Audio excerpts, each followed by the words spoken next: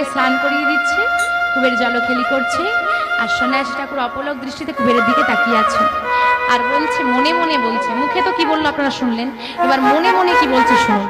মনে মনে বলছে, ছি ছি ছি ছি ছি ছি ছি, কেউ জানুক বা না জানো, তুমি তো জানো তুমি কে আর আমি কে, তুমি কি না আমাকে প্রণাম করছো? ছি। বলি, হে, নিজেকে নিজে কি কেউ কখনো প্রণাম করে? বুঝতে পারলে কি বললো মনে মনে? আমি আপনাকে প্রণাম করব, আমি নিজেকে প্রণাম করব? করবো না নিশ্চয়ই, তাহলে আমাকে পাগল বলবে। কিন্তু আজকে কুবের কাকে প্রণাম করতে এসেছিল? কুবের কাকে প্রণাম করলো? সন্ন্যাসী ঠাকুরকে। সে কি নিজেকে প্রণাম করেছে? করেনি তো। তাহলে সন্ন্যাসী ঠাকুর বলছে, নিজেকে নিজে কি কেউ কখনো প্রণাম করে? কেউ জানুক বা না জানুক, তুমি তো জানো তুমি কি আর আমি কে। তার মানে এরা দুজন কারা? কুবের যদি সন্ন্যাসী ঠাকুরকে প্রণাম করে, তাহলে কেন আজকে সন্ন্যাসী ঠাকুর বলছে নিজেকে নিজে প্রণাম করতে নেই? নিজে নিজে হলো কিভাবে? আসুন আমরা শ্রবণ করি। বৃন্দাবনের যিনি বলরাম, বৃন্দাবনের যিনি দাপুর যুগের বলরাম।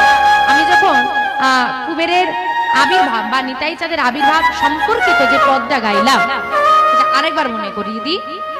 রার দেশ নাম এক চক্রে ধাম হারাই পণ্ডিত ঘরে, শুভ মাঘ মাস শুক্লা ত্রয়োদশী জনমিলা হলধরে। হলধর কাকে বলে? হলধর কাকে বলে? যারা হাল ধরে তাদেরকে হলধর বলে।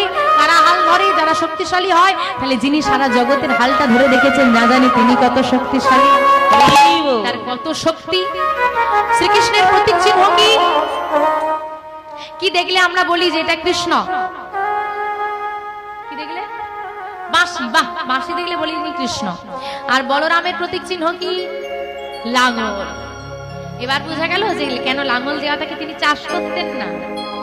তিনি হচ্ছেন হলধর। আর হলধর এই কথাটি, এই নামটি বোঝানোর জন্য, যেমন বংশীধারী নাম বোঝানোর জন্য বংশী দেওয়া হয় তাকে, তেমন হলধর নামটি বোঝানোর জন্য বা হলধর ক্ষমতা বোঝানোর জন্য লাঙল দেওয়া হয় কাঁধে বলরামের। তাহলে বলরামের অনেক শক্তি, তিনি গোটা জগতের হাল ধরে রেখেছেন। এত শক্তি পুঞ্জ এই কলি যুগে কোন নারী গর্ভে ধরতে পারবে? কারণ এত ক্ষমতা নাই। তাহলে বলরাম আসবে কি করে? কোন নারীকে আশ্রয় করেই তো আসতে হবে। তাই সিদ্ধান্ত হলো বলরামের শক্তিকে দুটো ভাগে ভেঙে দাও। কটা ভাগ? দুটো ভাগ। 100 কেজি অনেক ভারী, আপনিও তুলতে পারবেন না, আমিও তুলতে পারবো না। কিন্তু যদি 100 কেজিকে 50-50 দুভাগে ভাগ করে দেওয়া যায়, দুজন মিলে নিয়ে যাওয়া যাবে। বলরাম হলো দুটো ভাগ, সেই দুটো ভাগ একে একে নেমে এলো কলিযুগে ধরাধামে। প্রথম ভাগ এলো সচী মায়ের গর্ভে, নাম হলো বিশ্বরূপ, যেটা গৌরহরির দাদা। ওটা হলো বলরামের প্রথম অংশ, এক অংশ। আর দ্বিতীয় অংশটাকে কার কথা শুনছো বসে? কার কথা শুনছো? কুবের। তাহলে বিশ্বরূপ আর কুবের হলো বলরামের দুটো বিভক্ত হওয়া অংশ। বিশ্বরূপ কুবেরের কথায় পরে আসবো, আগে বিশ্বরূপের কথাটা শুনে নাও। বিশ্বরূপ নিয়ে নিল সন্ন্যাস। ওই যে বলেছিলাম গৌরহরির কাছে বিশ্বরূপ নেই, তার মানে তিনি সন্ন্যাস নিয়ে গৃহত্যাগ করে দিয়েছেন। থাকবে কি করে? সন্ন্যাস তিনি নিয়ে নিলেন। বিশ্বরূপ সন্ন্যাস নেওয়ার পর তার নাম হয়েছিল শঙ্করারণ্য পুরী। আজকে কুবেরের ঘরে একজন সন্ন্যাসী তো এসেছে। দেখো, 2 2 4 কি মিলল? বুঝতে পেরেছো না বুঝতে পারো না? বুঝতে পেরেছো তো? বিশ্বরূপ আর কুবের, বিশ্বরূপ নিয়ে নিল সন্ন্যাস, সন্ন্যাস নিয়ে নাম হলো শঙ্করারণ্যপুরী। সেই শঙ্করারণ্যপুরী সন্ন্যাসী আজকে কুবেরের ঘরে এসে হাজির। বলরামের দুটো শক্তি আজকে এক ঘরে, এক ছাদের তলায় দুজন দুজনকে দেখে। এমন সময় ঠাকুরের পাশে এসে দাঁড়ালে হারাই পণ্ডিত, আপনি একটু বিশ্রাম নিন না ঠাকুর? আচ্ছা বেশ। ঠাকুর বিশ্রাম নিতে গিয়ে ক্লান্ত ছিলেন, তাই ঘুমিয়ে পড়লেন। দেখতে দেখতে সন্ধ্যা নেমে এলো। আর যেই না সন্ধ্যা নেমে এসেছে, আজকে পদ্মাবতী মা ঠাকুর কি করবে? সন্ধ্যাবেলা কাজ কি? সিরিয়াল দেখা। মায়েরা এখানে সিরিয়াল দেখে না, দেখো না তো? দেখো না তো? দেখে? তোমরা একটু অপমান করছো না বেশি? আমি একটা কথা অনুরাগের ছোঁয়া, আমি বারণ করবো না। যারই ছোঁয়া হোক, অনুরাগের ছোঁয়া হোক, দুঃখ দুঃখের ছোঁয়াও আনন্দের ছোঁয়াও ছোঁয়া লাগাও, অসুবিধে নেই। তবে যে 5টা মিনিট ভগবানকে তুমি দেবে ওই 5টা মিনিট যেন খাঁটি হয়। হ্যাঁ, 5 মিনিট সন্ধ্যে দেখাতে এসে 5 বার ঘুরে দেখবে বিজ্ঞাপনের ফাঁকে আবার সিরিয়াল শুরু হলো কিনা। যেটুকু সময় বিজ্ঞাপন দেবে ওইটুকু সময় প্রদীপ দেওয়া, তা আবার ঘুরে ঘুরে দেখবে আর শুরু হলো। আর যদি বলে দেয় মেয়ে, ও মা শুরু হয়ে গেছে, ও শুরু হয়ে গেছে, ও শঙ্খ বাজানো রইল, দেখে এসে বিজ্ঞাপন দিলে আবার ঘুরে এসে শঙ্খটা বাজিয়ে দিয়ে যাবে। এটা করো না মা, দরকার পড়লে বন্ধ করে দাও। সন্ধ্যের সময়টা ভগবানের সঙ্গে আমাদের মিলিত হওয়ার সময়, এই সময় অন্তত ভগবানকে দিও। যাই হোক, সতুলসী তলায় প্রদীপ দিয়ে ঠাকুরের কাছে এসে দাঁড়ালেন পদ্মাবতী মা। হে ঠাকুর, আজকে শুভ সন্ধ্যায় আপনাকে যখন আমি আমার ঘরে পেয়েছি, আপনার বদন হতে কিছু ভগবানের কথা আমরা শ্রবণ করতে চাই। সন্ন্যাসী ঠাকুর বললেন, আমি কৃষ্ণ কথার কি বা জানি। তাই তো, কথাটা খুব সাধারণ। আমি উঠে বলেছি আমি কিছু জানি না, তেমন তিনিও বলছেন আমি কৃষ্ণ কথার কি বা জানি। কথাটা সাধারণ, কিন্তু যিনি বলছেন তিনি সাধারণ নন। কথাটা আপনি আপনি আপনি আমি বললে আমরা যে সমস্ত কথা বলছি, আজকে যা কথা বলছি, আমরা সমস্ত কিছু গুরু পরম্পরায় পেয়েছি, আমরা কিন্তু সরাসরি পেয়ে যাই, তাই তো? এই গুরু পরম্পরায় আমরা পেয়েছি। কিন্তু যিনি আজকে বলছেন আমি কৃষ্ণ কথার কি বা জানি, তিনি সমস্ত লীলা নিজে প্রত্যক্ষ করেছেন, তার অজানা কিছুই নেই। তবুও তিনি বলছেন আমি কৃষ্ণ কথার কি বা জানি। এটা হলো বৈষ্ণবের গুণ। ত্রিনাদপি শুনিছেন তরুরীব সহিষ্ণুনা আমানিনা মানদেনা কীর্তনীয় সদা হরি। তবে না তুমি বৈষ্ণব, ঘাসের থেকে উন্নত হবে, গাছের মতো সহন ক্ষমতা হবে। অমানিনা মানদেনা, যে অমানি, যাকে কেউ মান দেয় না তুমি তাকে মান দেবে, মুখে কৃষ্ণ নাম রাখবে, তবে না তুমি বৈষ্ণব। অহংকার বৈষ্ণবের উচিত নয়। এখন অনেক অহংকারী বৈষ্ণব আছে। আমি জানি আপনি অনেক জানেন বাবা, আমি জানি আপনি আমার থেকে বেশি জানেন, কিন্তু আমি ধরুন কোনো কাজ করতে গিয়ে ভুল করলাম, কিচ্ছু জানে না, এটা হলো অহংকার। আর যদি কেউ এসে বলে ও মা তুমি এটা ভুল করছো গো, এটা এই রকম করে করো তো, এটা হলো শিক্ষা। বিদ্যা বিনয়ং দদাতি, বিদ্যা মানুষকে বিনয়ী বানায়, আর যে বিদ্যা মানুষকে অহংকারী বানায় তা প্রকৃত বিদ্যা বা প্রকৃত শিক্ষা নয়। এটা হচ্ছে আলো। এই আলো যদি বন্ধ করে দেওয়া হয়, এই জায়গাটা অন্ধকার, তো ওই আলো যদি অহংকার করে বলে এই তুই অন্ধকার আমি আলো, তোকে কেন আলো দেবো, তাহলে অন্ধকার কি কোনোদিন আলোকিত হতে পারবে? পারবে না। আলোর অহংকার নেই বলে আমরা আলোকিত হতে পারছি। তো যিনি জ্ঞানের আলোয় আলোকিত হয়ে গেছেন, তিনি যদি আমরা অজ্ঞানী বলে আমাদেরকে অহংকার দেখায়, কখনই জ্ঞানের আলো প্রসারিত হবে না। তাই যিনি আলো তাকে জ্ঞান অহংকার করতে নাই। যাই হোক, আজকে নাম শুরু হলো। হ্যাঁ গো, কতক্ষণ চলবে গো? কতক্ষণ চলবে? হ্যাঁ, সারা রাত। এরই মধ্যে কিছু জায়গায় সিনেমার ঝাঁপ বন্ধ হয়ে গেছে, খুব কষ্ট করে তুলে রেখেছে, বুঝতে পারছো তো? সারা রাত করলে আমরা থাকবো, থাকা কর্তব্য। যিনি চটটা দিয়েছেন তাকে থাকতে হবে, গোছাতে হবে, তো দায়িত্ব আছে। কমিটির বাবারা থাকবে, আমার মাইকম্যান কাকু থাকবে, বাকি সব গড়ির। যাক, এখানে একটা জিনিস যদিও সব জায়গায় দেখতে পাচ্ছি না, দাদা একটা কথা বলি, কমিটির বাবারা যারা আছে কিছু মনে করবেন না, পরের বারে প্যান্ডেল করলে খুঁটি কম দেবেন। খুঁটির গোড়ায় গোড়ায় সমস্যা বেশি, তো এই জন্যে বলি। কীর্তনের এমন গুণ যদি ঠেকটা পেয়েছে, ও মা, বসা থেকে সন্ধে 6টায় বসো, রাত 12টায় বসো, বসলেই ঘুম পায়। কি গো মা, ঘুম পাচ্ছে? আর কিছু জন তো বাড়িতে গিয়ে ঘুমিয়েই পড়েছে, এক ঘুম নিয়ে নিয়ে। এদিকে নাম শুরু হলো।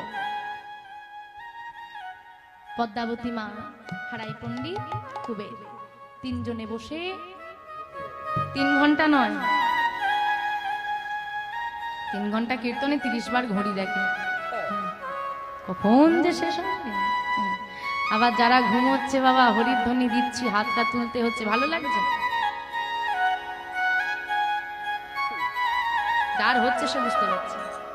যখনই হাতটা তুলতে গিয়ে ঘুমটা ভেঙে যাচ্ছে, ঘুমটাকে ভাঙি, আমাকেই গালি দিচ্ছে, কিছু করার নেই, মেনে নিতে হবে। দাদারাও পারেও বটে, আমাদেরকে নিয়ে চলে আসে, আমরাও জ্বালাতে চলে আসি, কিছু করার নেই, মেনে নিতে হবে। যাই হোক, 2 ঘন্টা 3 ঘন্টা নয়, সারা অঝোর নয়নে কাঁদছে কুবের, বসে বসে নাম শুনছে। দেখতে দেখতে রাত কেটে গেল, প্রভাত নেমে এলো। সন্ন্যাসী ঠাকুর পাঠ বন্ধ করে দিলেন। বন্ধ করেই পদ্মাবতী মাকে ডেকে বললেন, মা, ঠাকুর বন্ধ করে দিলেন যে, প্রভাত হয়ে গেছে মা, এবার আমাকে বিদায় দিতে হবে। আর একটা দিন আমার ঘরে থাকুন। আমরা গৃহত্যাগী সন্ন্যাসী, গৃহে থাকার অনুমতি আমাদের নেই, তাই বিদায় তোমায় দিতে হবে মা। কিন্তু আর কোনো কিন্তু চলবে না, আমার সাধন পথে বাধা হয়ে যাচ্ছ মা, ছেড়ে দাও। সন্ন্যাসী ঠাকুরকে বিদায় দিলেন পদ্মাবতী মা। সন্ন্যাসী ঠাকুর বিদায় নিয়ে যেই না ঘরের চৌকাটটা পার হয়ে গেলেন, ঘরের ভেতর থেকে পদ্মাবতী মা ডাক দিলেন, ঠাকুর।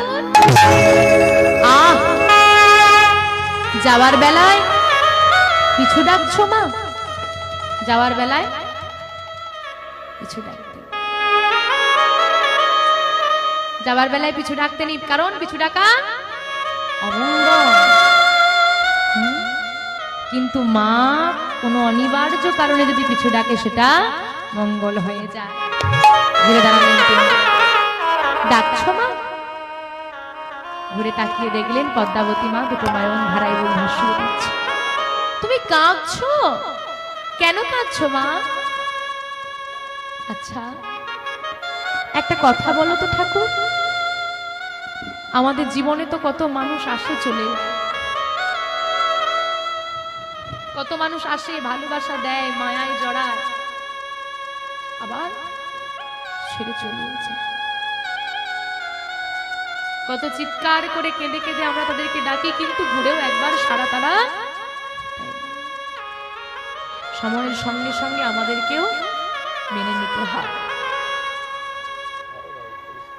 কিন্তু আচ্ছা তুমি তো, আমি তো তোমায় চিনি না, বলো, আমি তোমার নামটাও জানি না। একটা দিনই তো ছিলে আমার ঘরে, তুমি চলে যাচ্ছ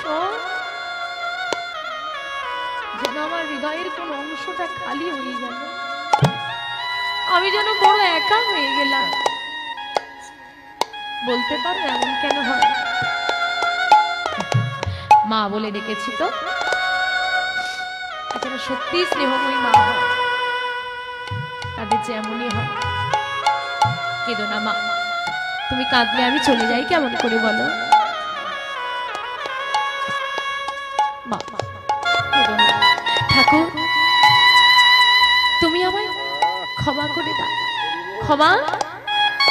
ও মা, মা বলে ডেকেছি তোমাকে, তুমি কি ক্ষমা চাইবে? আমি যে অপরাধ করে ফেলেছি। কি অপরাধ? বৈষ্ণবকে সেবা দিতে হলে দিতে হয় দক্ষিণা। আমি যে তোমাকে সামান্য দক্ষিণা দেব এমন হতভাগিনী সে সামর্থ্য আমার নাই। ভগবানকে জানাই, পরজন্ম বলে যদি কিছু থেকে থাকে সেই জন্মে আমাকে ধনীর ঘরে পাঠিয়ে দিও। ধন ঐশ্বর্যের লোভ আমার নেই,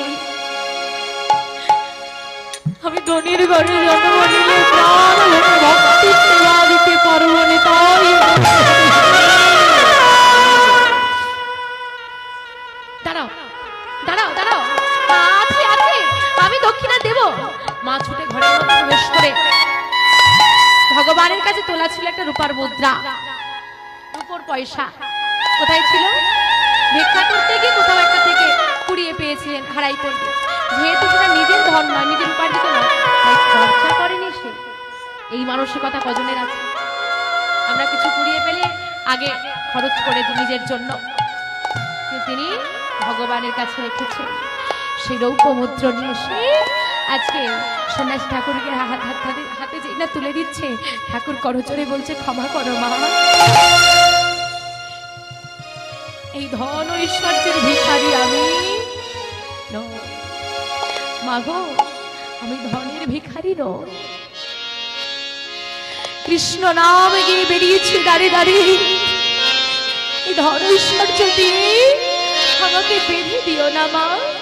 আমি ধনের ভিখারি নই গো মা, ধনের ভিখারি না।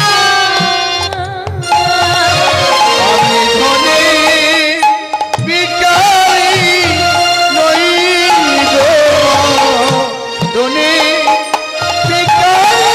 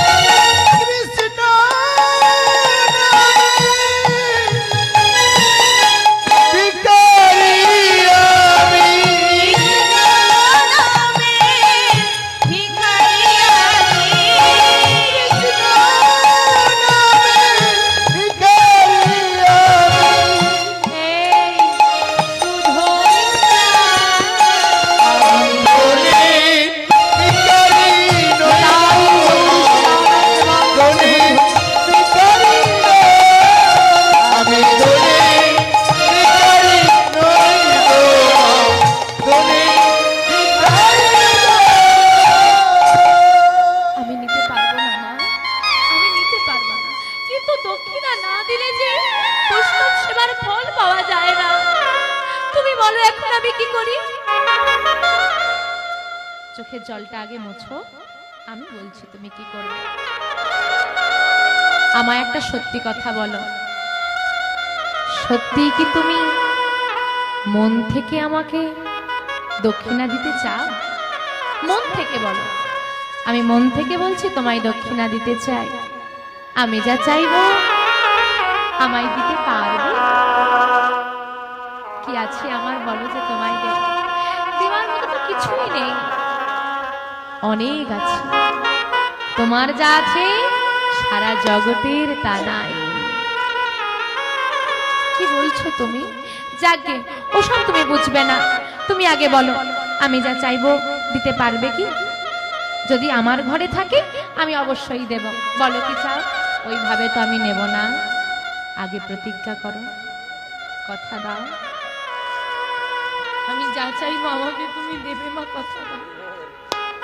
কথা দিলাম গো ঠাকুর, তুমি যা চাইবে সে বস্তু যদি আমার হয়, আমার ঘরে থেকে থাকে, আমি নির্দ্বিধায় তোমায় দান করে দেব। যেই না মা কথা দিল, সন্ন্যাসী ঠাকুর বলে উঠলেন, মা দাও দাও দাও দাও, তোমার একমাত্র কুবেরকে, তোমার একমাত্র কুবেরকে যদি আমায় করো দান, আমায় করো দান। যাহা পেলে জগতে, যাহা পেলে জগতে জুড়াইবে প্রাণ। জুড়াইবে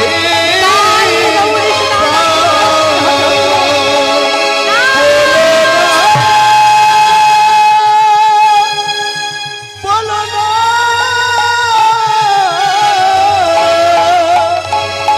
ওগো বৈষ্ণব ঠাকুর, আমার একমাত্র নীলমণি আমার কোল হতে কেড়ে নিও। এ কি বললে তুমি?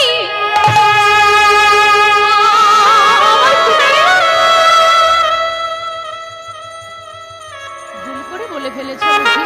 আচ্ছা এবার ঠিক করে বলো তো কি চাও? না আমি ভুল করে তোমার কাছে চেয়েছি, না আমি ভুল করে তোমার ঘরে এসেছি, না আমি ভুল করে তোমার ঘরে সেবা নিয়েছি। মা তুমি আমার কুবেরের জন্য এসেছো? হ্যাঁ, আমাকে যে জগৎ সেবা করতে হবে, আমাকে যে জগৎ জীবে দাঁড়িয়ে দাঁড়িয়ে নামের প্রচার করতে হবে, তোমার কুবের না হলে যে আমি পারবো না। না, যাও। দেখো, আমাদের গ্রামে অনেক বাড়ি আছে, আর সব মায়ের 5টা 10টা করে সন্তান আছে, তাদের মধ্যে থেকে একটা নিয়ে যাও। আমার যে কুবের ছাড়া আমাকে মা বলে ডাকার মতো